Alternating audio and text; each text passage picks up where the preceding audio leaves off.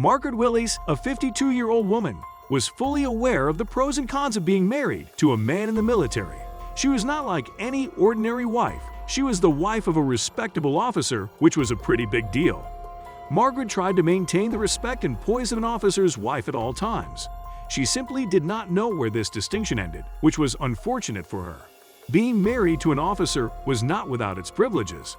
One of the said privileges was that their family was granted the ability to live on the military base. Corporal Thomas West was a non-commissioned officer, but where he lacked rank, he made up with the discipline and drive. Meeting Margaret Willis demonstrated exactly how far he was prepared to go to carry out orders. Things were quite extreme at the Joint Base Elmendorf-Richardson. The winters were cold and ruthless, lasting up to 6 months, and it was clear that this environment had no place for weakness.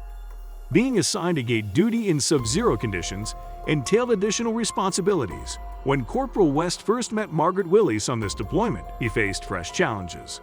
The soldiers who lived in JBER were a close-knit community, and they made Margaret Willis feel like she belonged. She was married to their superior, and she deserved nothing but respect.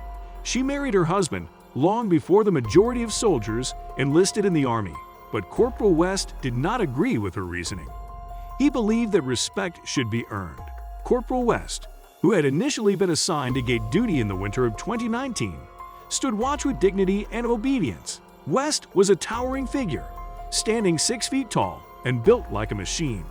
When Margaret arrived at the entrance on his first day, he was taken aback by her demeanor and expectations. West permitted Margaret through because she had an officer sticker on her ostentatious SUV, assuming she was a friend or relative of an officer. That day, the bitter winter was stinging, and West had been guarding the gate all morning. Needless to say, he was not in the mood for theatrics. Instead of continuing on, Margaret came to a halt, rolled down her window, and focused a deadly gaze on West. Having dressed in black, wearing dark glasses, and having a pompous attitude, Margaret demanded to know why she no longer received salutations as a wife of an officer. The officer badge, according to West, signified one's rank, not their vehicle. He couldn't salute because there was no officer present.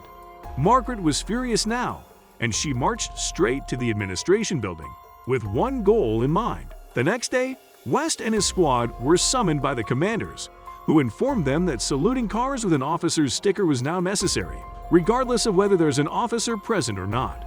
West, enraged by the injustice, determined to avenge Margaret. He didn't worry about the dangers because this was now an issue of pride.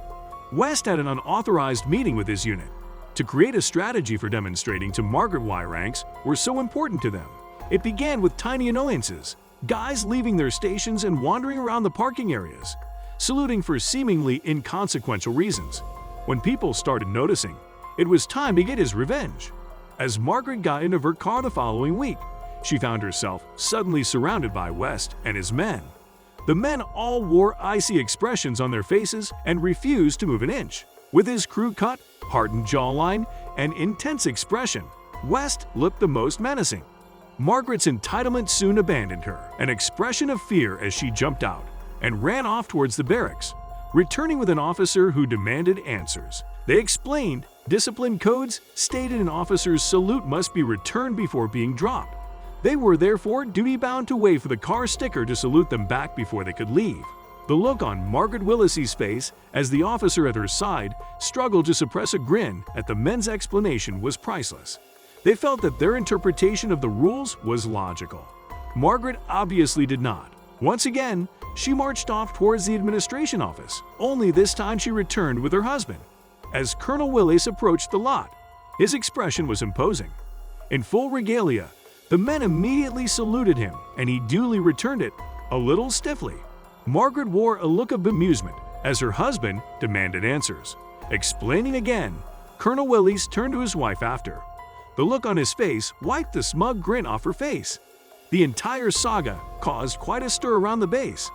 Now the top brass saw sense and sided with Corporal West and his unit. Margaret Willis still resided on the base with her husband. Only these days, she could be spotted driving her own car. A little hatchback as humble as her attitude now.